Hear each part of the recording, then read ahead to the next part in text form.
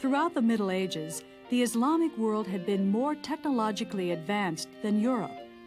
Examples that leap to mind have to do with their architecture, their navigation, their observations of astronomical data, and so forth. A lot of European science actually winds up deriving a great benefit from the Muslim world once they start to make contact by the late Middle Ages.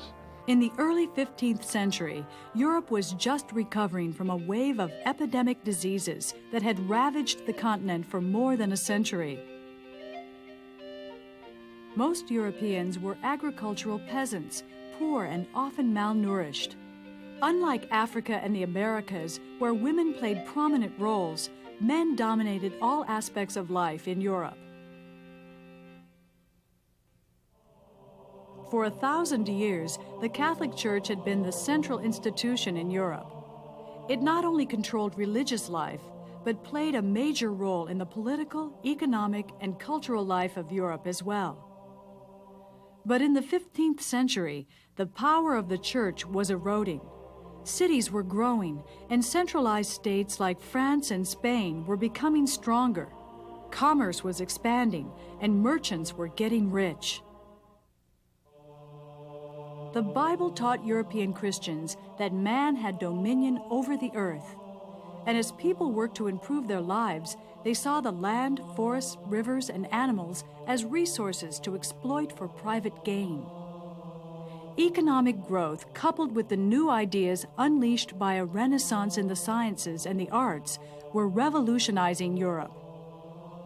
More and more people were coming to believe that mysteries could be understood and problems solved by thinking about them rationally.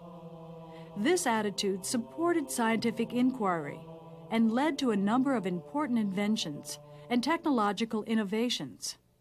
The printing press was one possible way for people to know more, not that anybody printed much of anything in the early years except the Bible, but new kinds of ships and new navigation equipment that made it possible to go farther from home.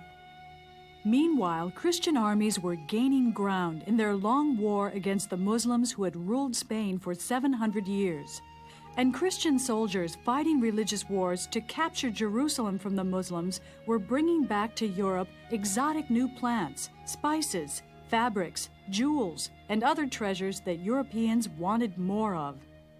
Europeans had to trade with Islamic traders because everything that the Europeans wanted, like gold and ivory and eventually slaves, were on the other side of the Islamic frontier.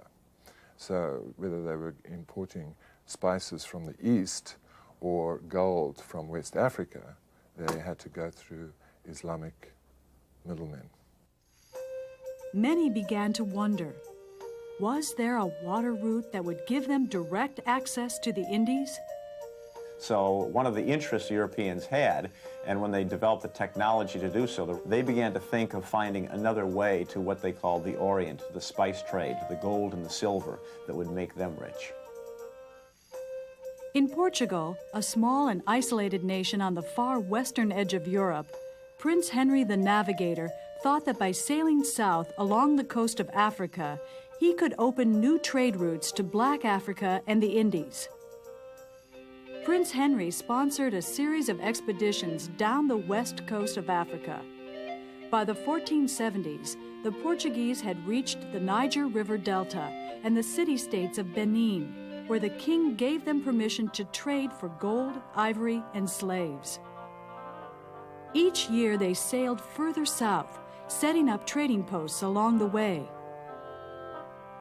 In 1488, Bartholomew Diaz rounded the southern tip of Africa.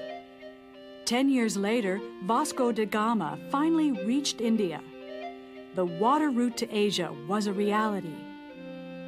But the African continent was much bigger than Prince Henry had thought, and any voyages to India would take a long time. Might there be a shorter route to the Indies?